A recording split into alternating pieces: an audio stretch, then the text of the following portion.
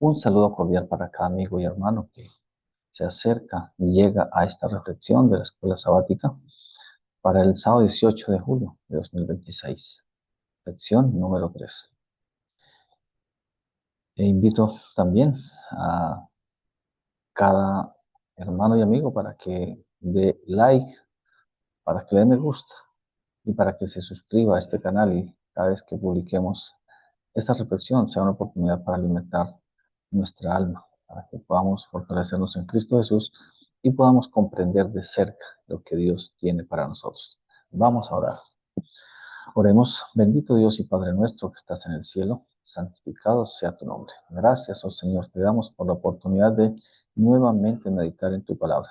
Concédenos comprender el mensaje que hay para nosotros, que la unción del Espíritu Santo nos ilumine y abra nuestra mente para recibir con certeza, con claridad, con convicción este mensaje de salvación.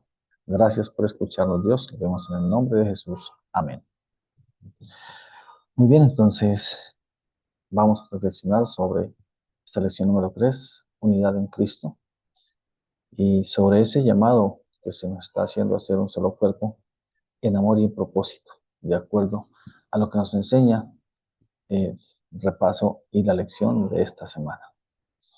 Es muy importante comprender que nos están llamando a esa unidad en Dios, que Dios es el mismo que nos llama y que Cristo Jesús en su ejemplo nos dio la oportunidad de comprender que es necesario reconocer los peligros de las divisiones y que debemos estar viviendo siempre como un solo cuerpo que refleja el amor y la verdad de Cristo Jesús. El texto para memorizar dice: les ruego, hermanos, por el nombre de nuestro Señor Jesucristo, que hablen todos una misma cosa y que no haya entre ustedes divisiones. Antes estén perfectamente unidos en una misma mente y un mismo parecer. Primera de Corintios 1:10. Apreciados hermanos y amigos, esta lección de esta semana que acaba de terminar nos está enfocando en algo muy importante. Y es comprender que de todas maneras como seres humanos necesitamos agruparnos, necesitamos organizarnos. Y entendíamos en la lección que incluso los animales también crean grupos. Y los seres humanos generalmente tenemos esa tendencia a formar grupos. Somos, digamos que, de alguna manera capaces de organizarnos. Y en esa forma de organización, pues tenemos ventajas y desventajas. Y básicamente en la iglesia de Corinto, que es donde vamos a tratar la reflexión de esta semana, había divisiones y facciones. Y esas facciones se refiere a que había unos grupos que no eran saludables en la iglesia. Y Pablo entonces aborda este problema en 1 Corintios 1:4 y hace el llamado también a vivir en unidad en Cristo. Y desde allí es como nosotros podemos comprender que definitivamente mm, necesitamos una comprensión más clara de lo que podemos hacer a través de los grupos que se hacen en la iglesia, que debemos evitar esos grupos cerrados, que debemos centrarnos en Jesús, que debe llegar un momento en que experimentemos el servicio y la madurez en la vida espiritual y que finalmente nos corresponde dar un testimonio eficaz en lo que hacemos a diario en nuestra vida. Entrando ya de lleno en lo que implica los grupos, porque básicamente el apóstol Pablo tuvo que reprender estos comportamientos fue porque estaban desunidos a través de grupos. Y parece una paradoja, pero ¿cómo era posible que estando en grupos había desunión? Justamente porque no se llegó a comprender plenamente lo que el apóstol Pablo y los demás predicadores del momento estaban haciendo. Y aquí es importante entender que en Corinto los creyentes estaban formando unas camarillas en torno o agrupándose a favor incluso de algunos predicadores. Y por eso era que decían: yo soy de Pablo, yo soy de Apolo, eh, yo soy de Cefa. Bueno, en fin, tenían eh, una visión de que lo que estaban haciendo no lo estaban enfocando directamente a que era el mensaje de Cristo, sino que era el mensaje que unos seres humanos estaban entregando. Y de acuerdo con Romanos 1:29 y Gálatas 5:20, la Escritura asocia las contiendas con pecados terribles como la envidia, los homicidios, las hechicerías. Y estos desacuerdos que tenían allí en Corinto llegaron incluso a los tribunales seculares. ¿Cómo fue posible que la iglesia llegara incluso a perder ese enfoque espiritual y empezar a solucionar sus problemas por fuera de lo que Cristo le estaba enviando? Y en 1 Corintios 1:10, justamente la exhortación de Pablo es a que no haya entre ustedes divisiones.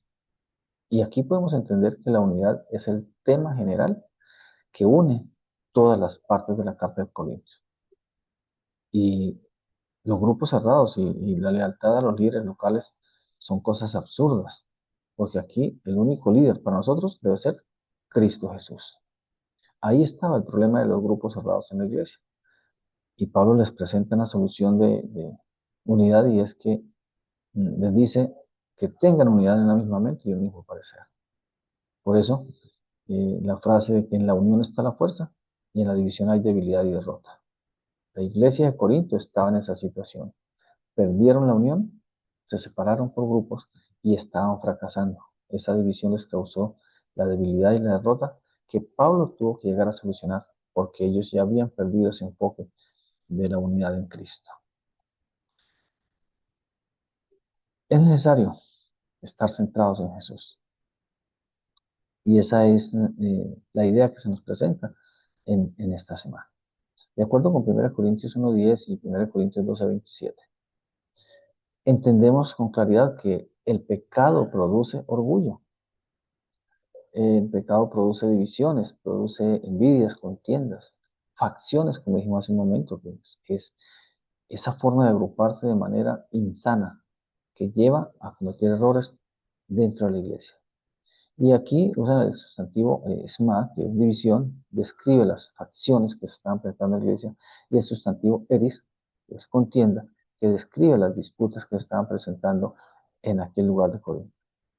Y realmente, si estamos centrados en Jesús, podemos entender que Dios desea eh, un pueblo que refleje justamente su carácter de unidad y amor. Y ahí es donde comprendemos que hay tres asuntos importantes para estar centrados en Jesús. Primero, que Cristo no está dividido. Y cuando se hacen en la iglesia, esos grupos cerrados, es negar esa lealtad de Cristo, o la lealtad que debemos a Cristo.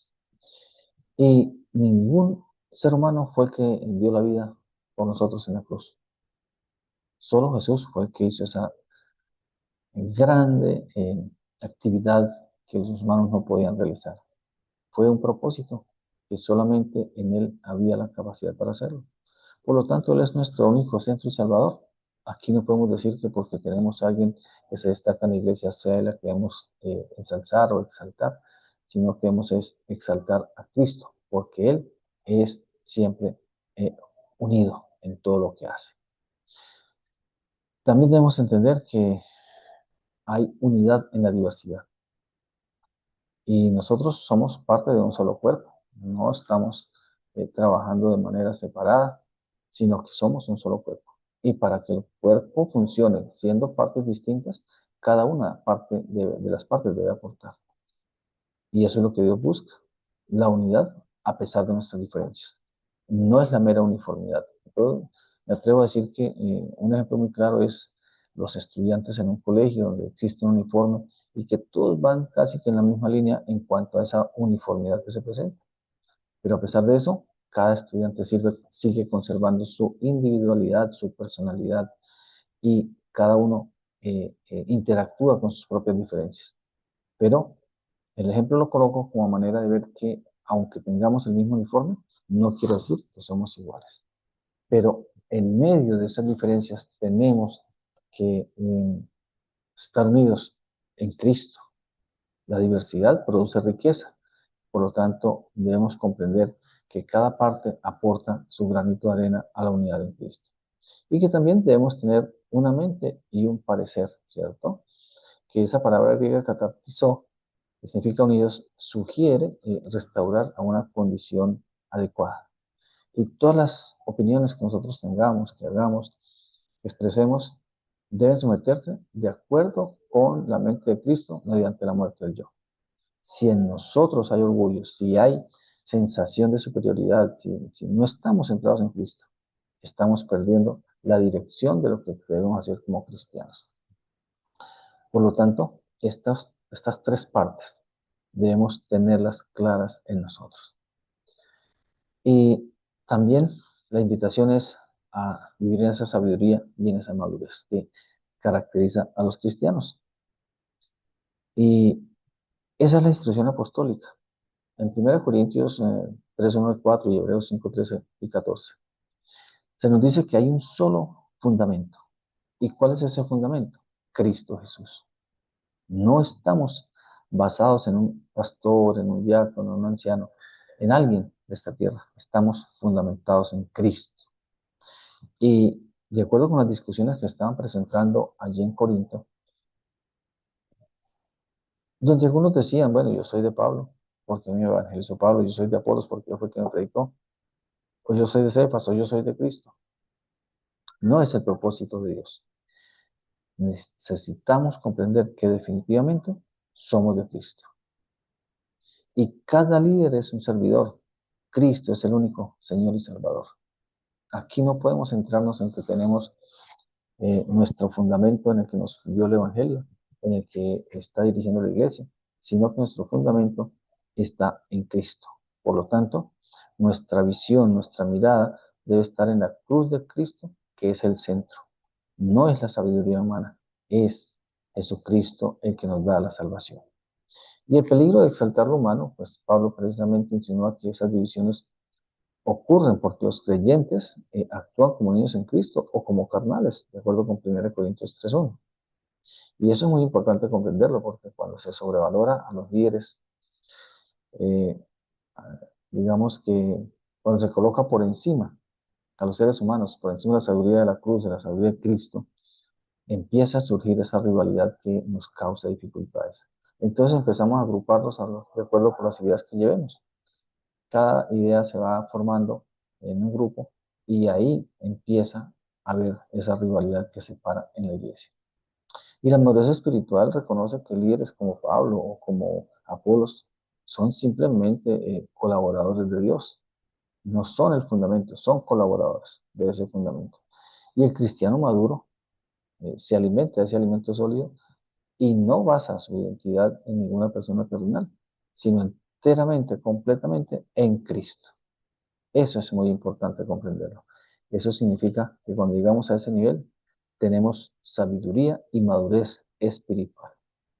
Qué importante que podamos llegar a esos momentos cuando nuestra vida cristiana está completamente cimentada en Cristo Jesús, no en nuestras fuerzas. Bueno, también es importante resaltar que el servicio nuestro debe ser un servicio como el de Cristo. Y para llegar a ser un servicio como el de Cristo, eh, debemos llevarlo pues en esa práctica de la unidad. En 1 Corintios 4, 1 y 2 y Filipenses 2, 5 al 8, encontramos que hay diversidad de dones, pero el mismo espíritu.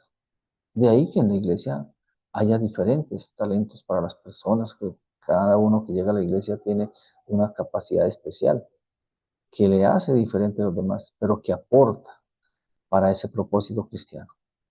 Y todos los miembros son necesarios y valiosos para el cuerpo, ¿cierto? Y si hablamos del cuerpo de Cristo, pues cada uno de nosotros tenemos que aportar algo, sin perder la visión de la unidad en Cristo.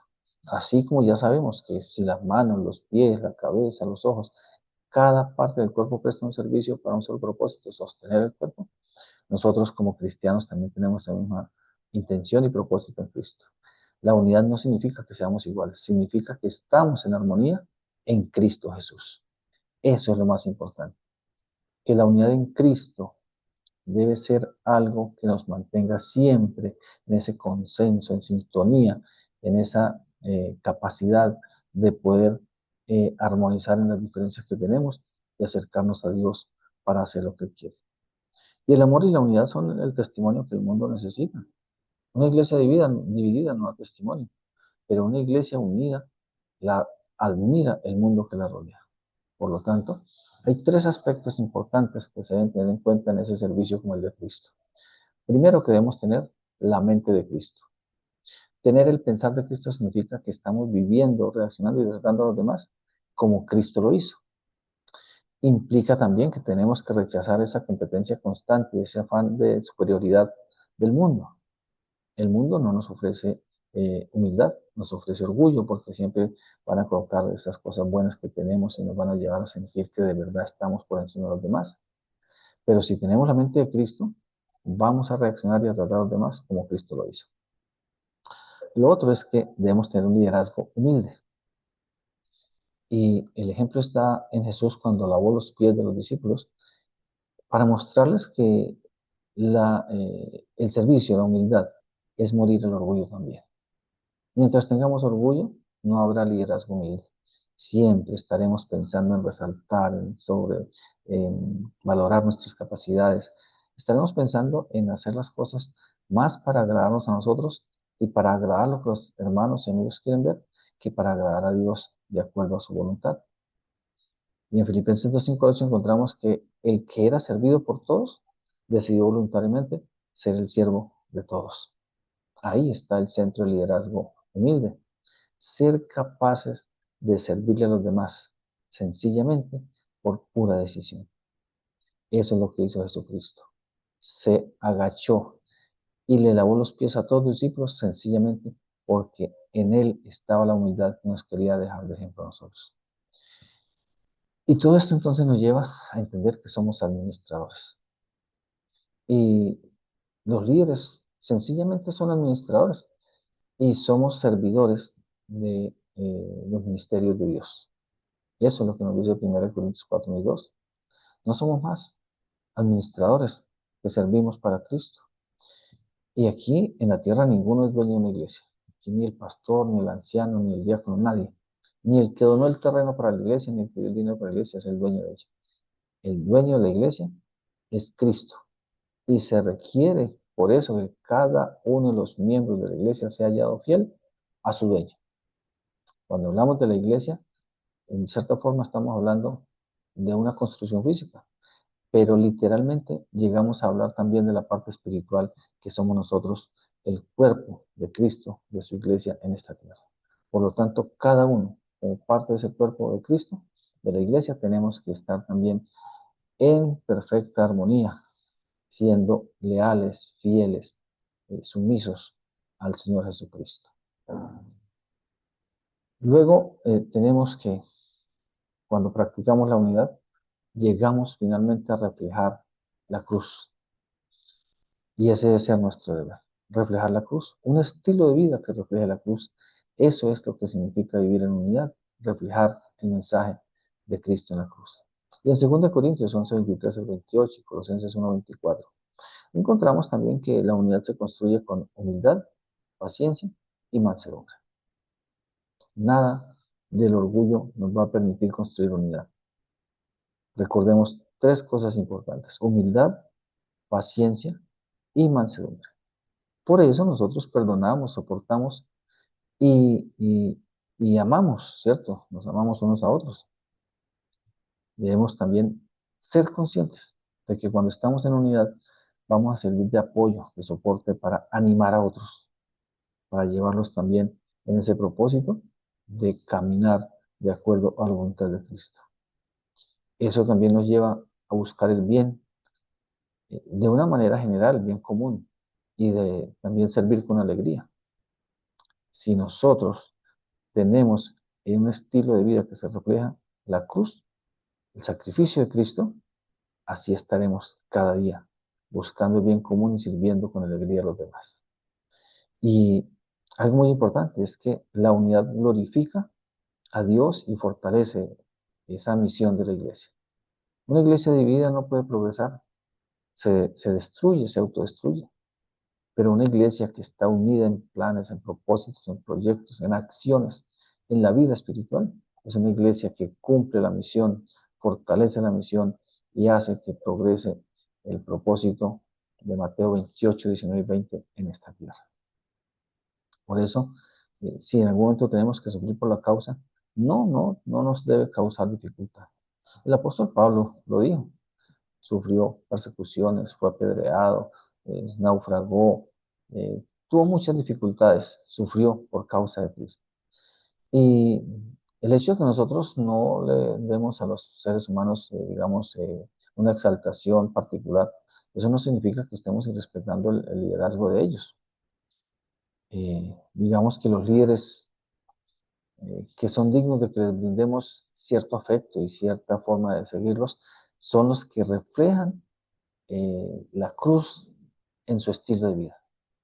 Muchos predicadores, muchos que están aparentemente cumpliendo con el trabajo de Dios, de Cristo en esta tierra, realmente lo están haciendo para beneplácito propio. Muchos lo están haciendo porque sus capacidades les da para expresarse y para predicar de una manera muy elocuente. Lo están haciendo para recibir ese aplauso del mundo. Pero quien tenga en su vida el estilo de la cruz de Cristo, esa persona es digna de imitar. Por eso dijo el apóstol Pablo, sed imitadores de mí, como yo de Cristo.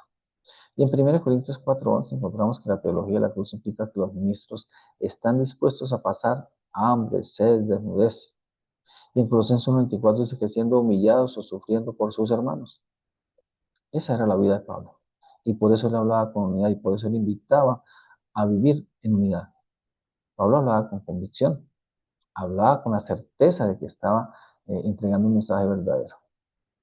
Y es importante que nosotros podamos comprender que si no estamos plenamente convencidos de lo que hacemos por Cristo y de que lo que estamos haciendo es porque tenemos un propósito hacia el futuro, una esperanza de vida mejor, no estamos haciendo nada. El orgullo humano no tiene cabida en un ministerio que tiene la cruz como centro y a Dios como única fuente de éxito. Si estamos conectados con Cristo, si estamos conectados con esa fuente de éxito, el orgullo desaparece de nosotros. Qué importante este mensaje. Es necesario conectarnos con Cristo para poder estar unidos en la iglesia. Si no estamos conectados con Cristo, tengamos la certeza que no estamos en unión en la iglesia de Cristo. Estamos separados, estamos haciendo grupos diferentes, estamos llevando un mensaje equivocado, estamos entorpeciendo la predicación del Evangelio. Por eso la invitación a estar en esa comunión con Cristo para que la iglesia crezca y la iglesia sea un centro de conversión para cada persona que llega y se acerca a ella. Hay un texto de la señora Ellen White, La maravillosa gracia de Dios, página 237, que dice: la cadena áurea del amor que vincula los corazones de los creyentes en unidad, con lazos de compañerismo y amor, y en unión con Cristo y el Padre, establece la perfecta conexión y da al mundo un testimonio del poder del cristianismo que no puede ser controvertido. Qué importante esto. Realmente, cuando nosotros estamos vinculados en esa unión con Cristo y cuando hacemos de Él esa parte vital de nuestra vida, nada nos podrá quebrantar, nada nos podrá separar del amor de Cristo. Y entonces llegamos ya al final de la reflexión. Y encontramos en Juan 17, 20, 21 y Juan 13, 35 que el pecado causa divisiones y contiendas. Pero Cristo es el único fundamento y centro de la iglesia. Y que la unidad se vive con el mismo espíritu y propósito. Por lo tanto, el amor y la unidad son el mejor testimonio que podemos dar al mundo.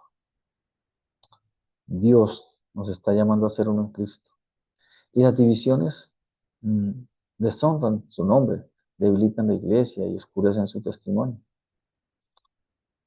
Y si estamos unidos en la misma fe, en la misma mente, en el mismo propósito, reflejamos el amor de Dios, el amor de Cristo, y anunciamos su evangelio al mundo. Juan 13:35 dice: en esto conocerán todos que sois mis discípulos, si tuvierais amor los unos con los otros. Realmente, hay un texto muy importante que dice Elena G. White, Testimonios para la Iglesia, tomo 1, página 294. La unidad del pueblo remanente que cree en Dios produce una poderosa convicción en el mundo de que tiene la verdad y de que es un pueblo diferente, elegido por Dios. Esta unidad desconcierta al enemigo, por lo que está decidido a eliminar su existencia. Y Pablo estuvo en muchas ocasiones en que fue perseguido casi que hasta la muerte. Y finalmente murió por Cristo. Eso quiso hacer Satanás. Eso quiso hacer el enemigo. Acabar con lo que Pablo estaba predicando, acabar con él que estaba practicando el mensaje de Cristo. Porque no quería que la iglesia llegara a esa unidad que Pablo le estaba enseñando. Y donde quiera que iba, Pablo predicaba esa unidad, porque sabía que en la unidad estaba la fuerza de la iglesia para predicar el Evangelio. Y llegando ya a las conclusiones prácticas, podemos encontrar que en el resumen general debemos rechazar esos grupos pequeños que se forman para ir en contra de la voluntad de Dios. Debemos rechazar esas camarillas y si identificamos a tiempo y buscamos pues que esos grupos no estén en la iglesia, eh, debemos saber comprender, entender que en ese momento de identificar las situaciones negativas de la iglesia, vamos a alcanzar algo y es eliminar las discordias que se presentan cada instante, cada momento, en cada eh, espacio de la iglesia. Podemos llegar a hacer un trabajo muy importante porque entonces no vamos a colocar a los humanos por encima de Cristo, sino a Cristo por encima de cualquier situación de la iglesia. También esto nos debe llevar a mirar más alto. Y cuando los defectos humanos nos desanimen, debemos fijar nuestra vista exclusivamente en Jesús, que Él es el único cimiento infalible de nuestra fe. Si estamos cimentados en Jesús, vamos a superar todas las dificultades que nos presentan. Debemos mirar hacia arriba, no hacia abajo, porque cuando miramos hacia abajo corremos el riesgo de caernos, perder la visión que tenemos en Cristo Jesús. Y muy importante, liderar sirviendo. Toda posición en la iglesia debe entenderse como una oportunidad para humillarse, sacrificarse y servir al prójimo. Si no estamos enfocados en esto, no estamos sirviendo como líderes verdaderos de Cristo. Necesitamos empezar a tener esa convicción de que servir es una oportunidad para humillarnos delante de los demás, delante de Cristo, y tener la oportunidad de reflejar ese amor de Cristo hacia los demás. Y desde ahí entonces llegaremos a entregar, a llevar ese evangelismo por el amor. Recordar que nuestra unidad y paciencia entre hermanos es el argumento más fuerte para convencer al mundo de que Cristo es real.